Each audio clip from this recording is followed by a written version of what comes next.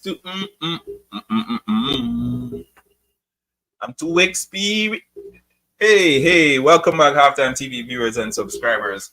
Welcome to another episode. And again, we just spoke about the Reggae Boys. Now we're going to be providing an update on the Elaine Thompson Hera, Shaniki Osbourne situation. Now, we've been tracking this story for the past couple of days, and we promised you that we would be providing updates once those updates become available. And guess what?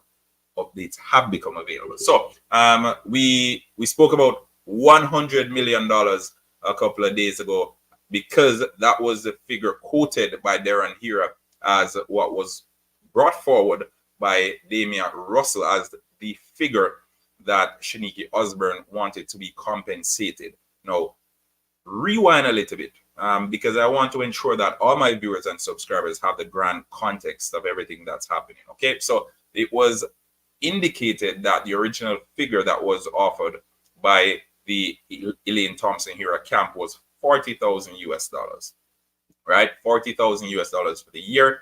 That was the original figure that was brought forward. That figure was basically rubbish. They said, no, we can't work for that. Shaniki Osbourne indicated that she wanted 15%. Now, we've been asking for the last however long, 15% of what? Because 15% in a vacuum doesn't really make any sense. Now, since we originally spoke on it, it has since been revealed that it was 15% of the Puma contract. So remember, last year, I think, or the year before, Elaine Thompson Hera signed a contract with Puma. Now, the details of that contract wasn't made public, right? So prior to the Puma contract, Elaine Thompson Hera was signed by Nike.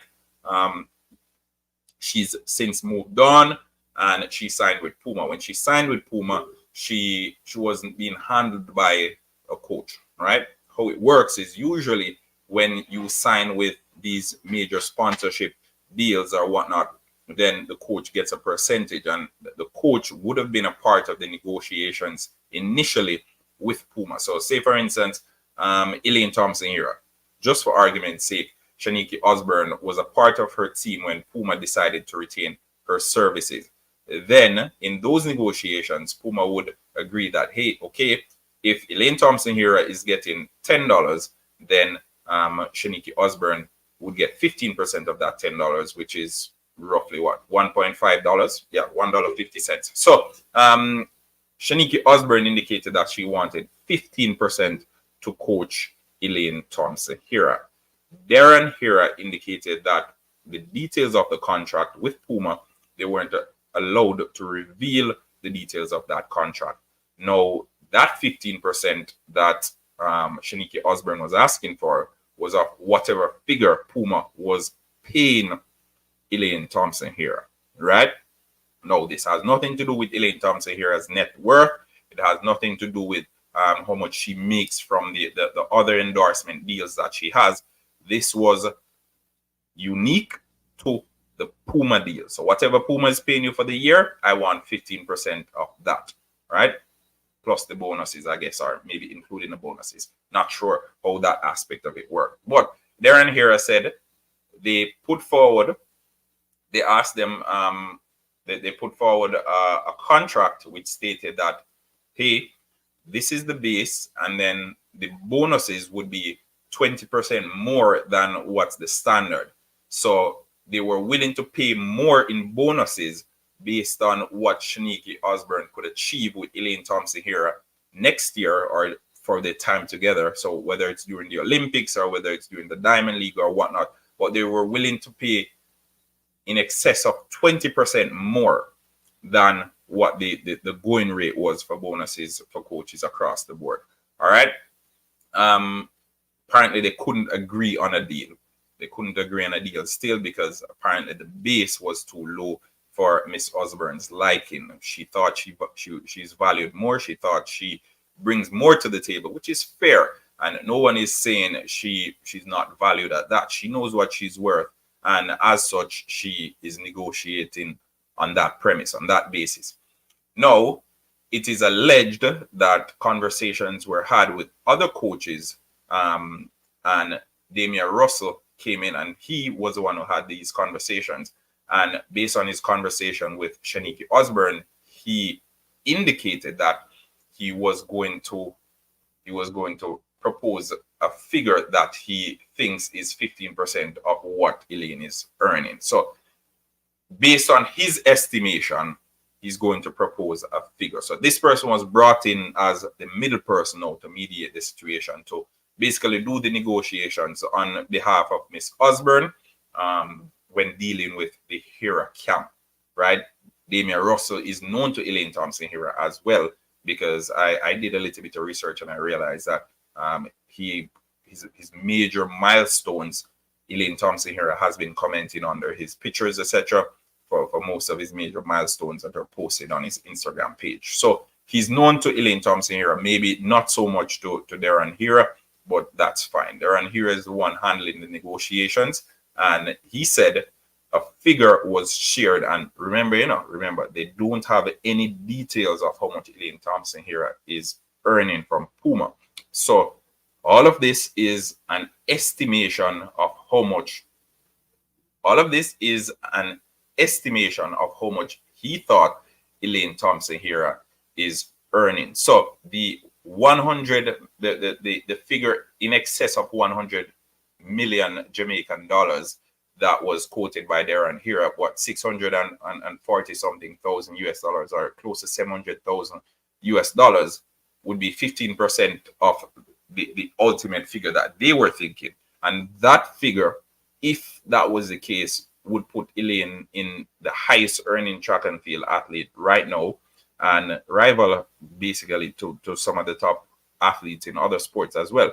And I'm basically quoting what the Sportsmax journalist indicated, because having seen the text messages from Darren Hera and Shaniki Osbourne, the conversations, he posited that he is in no doubt that what Darren Hera said is actually how the events transpired. So I think the problem in this situation was Russell. So I know usually we tend to point fingers at the Hera camp very quickly and say, okay, they don't want to pay any money, or them tight, or the husband wants to keep everything under one roof, or all of that narrative has been thrown around. And I think it's good that they actually came out and they provided us with some insight on what was happening, because again, public perception is one thing, and I'm something that's constantly been making the rounds right now is perception is reality. Because if this is the perception that someone has, then that will be that person's reality. And unless you can provide information, whether facts or just additional information, so that person can actually form a proper opinion, then whatever they held prior to that information becoming available will be their reality. All right. So Asiru Abbas saying, I believe this could have been resolved without going public. I agree. This could have been resolved without going public.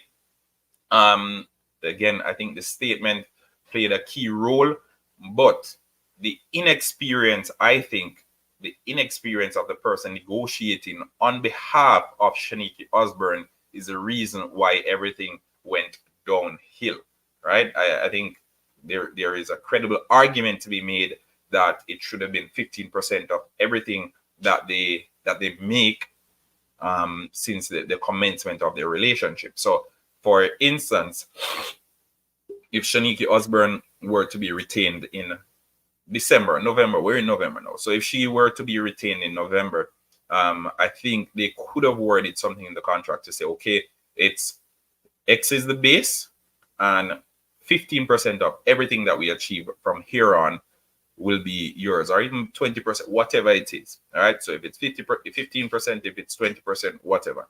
All right. But if someone is coming in and basically using, and I want to say rumors, because basically it's all gossip. You're hearing from someone, you're hearing from Tom, you're hearing from Jerry saying, okay, she's making this amount. And as such, you can estimate that 15% of this amount is this figure. So this is the figure that you should ask for. So by my estimation, Damien Russell had no insight whatsoever on how much Elaine Thompson Hera was making, and him going out there and asking for $100 million or in excess of $100 million, and apparently in the end, this figure was way off the ballpark.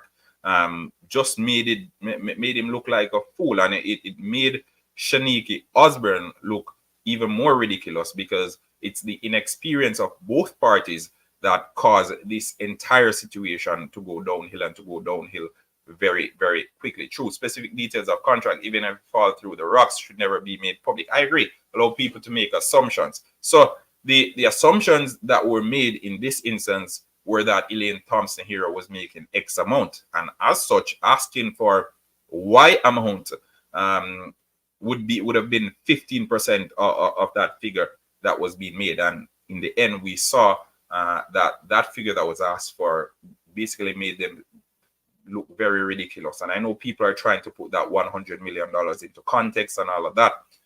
No way how you frame this can make it make sense. 15%, I think 15% isn't too much to ask for in the grand scheme of things. But if she's not making anything close to that, and you're coming with a figure as exorbitant as over 100 million Jamaican dollars for the year, then again, it kind of makes everything look way off, and it showed that you didn't really know much about what you were doing. Now, we've invited Mr. Russell to the show, and hopefully he'll accept the invitation so we can delve further into this. But I think in the grand scheme of things, that's how everything transpired. 40,000 was the original figure put forward by the Hera camp. Miss Osbourne said, no, that didn't make any sense. I want 15%. I want 15% of the Puma contract. Darren Hera said, I can't agree to 15% of the Puma contract, because then it would basically be us breaching our Puma deal. And the deal with Puma was that we couldn't make the details of the contract public. So we're not allowed to say how much we're making from the Puma deal, right? She came back, and through Damien Russell, they made an assumption that a figure was being made by Elaine Thompson here, and sticking to that 15% ask, they asked for 15% of that figure that they assumed, which would equate to that excess of $100 million. And in the end, because of how wide from the mark that figure was, it was decided that the parties were heading in different direction, because the figures as it relates to ideas of compensation were too far off. Darren Hera also indicated that they had all the equipment and the resources, and the only thing Shaniki Osbourne was bringing was her expertise and her whistle, which I think I can argue that that's all you need to pay for, really, because you can replace the gym equipment, you can replace all of that, but when it comes down to expertise, that's where the big bucks comes in. So I don't even want to go too much into what he said about her only bringing her expertise, because that's what you pay for, right? That's why doctors get the big bucks, because you're paying for their expertise. You're not paying for them to bring their scaffolds and their stethoscope and all those to the surgery room. You're paying for their expertise, and they're new in specific situations. But again, I'll leave it at that. Halftime TV viewers and subscribers, let me know what you think of this situation. What are your thoughts? The Hera camp has indicated that they have a coach in mind, and they're working towards getting the best for Elaine Thompson Hera. We're still waiting to see. He also indicated that he will not be coaching Elaine Thompson Hera. So all the rumors that were going around saying, okay, he will be coaching Elaine Thompson, he said that is false. That is not the case. He will not be coaching Elaine Thompson, and they're working on finding the best solution for Elaine Thompson Hera, because next year is a massive year, and they need to be as prepared as possible. So again, happy Saturday, everyone. Enjoy what's left of your day and of your weekend. Remember, smash the like button and subscribe to Halftime TV if you haven't yet done so. Elaine Thompson Hera, Shaniki Osbourne. The problem in this one was not ETH, and it was not Shaniki Osbourne, but it was Damien Russell. In my opinion, I think Inexperience caused this deal to go downhill, and to go downhill very, very rapidly. But that's my opinion. Let's hear what you, the viewers and subscribers, have to say. Until next time.